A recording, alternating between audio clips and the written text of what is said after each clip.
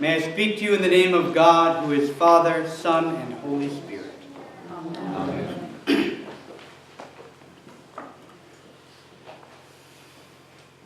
At least 5 to 6 years ago, I think it may have been 6 to 7 years ago, our cathedral, St. John the Divine, Providence, suspended services. It didn't close, suspended services. The sign outside, however, read closed, where they used to have their service times. And when Bishop Knisley arrived, he had that sign changed to read what is still written there today, I believe. God is not finished with us yet. The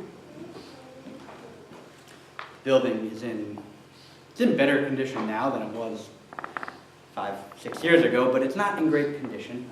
But it's safe to go back into and back upstairs again. So our renewal of ordination vows and chrism mass this week was in the cathedral. It was Bishop Knisley's first time celebrating the Eucharist in that space. And he reminded us of those words outside. God is not finished with us yet.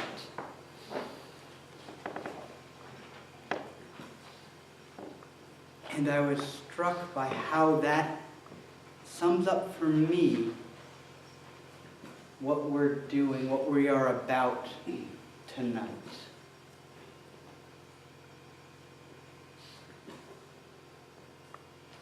This is the most troubling night in our liturgical year. Our most troubling service. But still we call it Good Friday, and every year without fail I get the question, well, if this is what it's about, why do we call it Good Friday? I think in German it's translated something like Sorrowful Friday. That one makes a little more sense. But we call it Good Friday because while we do remember in this very troubling way what happened on this day, what it means for us is good. What it means for us is that God is not finished with us yet.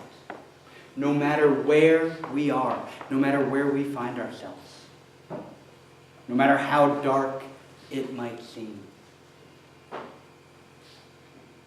No matter how broken, how painful.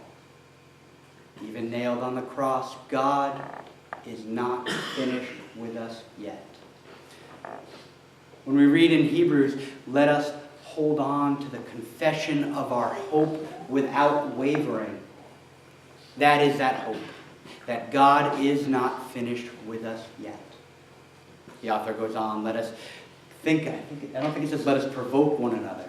Let us think of ways to provoke one another to love and good deeds. We heard about that last night at our Maundy Thursday service. About how what defines us as Christians is that we are people who follow those commandments of Christ. That we love one another as he loved us in the way of that example he set us of washing his feet. That love that can go into uncomfortable, dirty places. That love that gets on its hands and knees and sees to the needs and concerns of others, no matter how uncomfortable, no matter how painful. Today we focus on the first part of that bit from Hebrews. Let us hold fast to the confession of our hope. Let us remember without wavering. No matter where you are, no matter what you've done or failed to do, no matter how broken and sinful you might feel, no matter how beaten down you might feel, the promise we have tonight, tomorrow, the hope that we have in Jesus Christ is that even in this great darkness, God is not finished with us yet.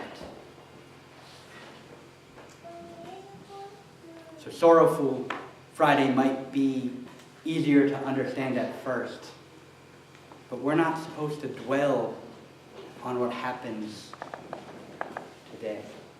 We're not supposed to let that define who we are. We're not supposed to be Good Friday people. We're supposed to be Easter people, people of the resurrection, people that don't accept the brokenness of the world, that look into that darkness and scream back at it. God is not finished with us yet. Amen.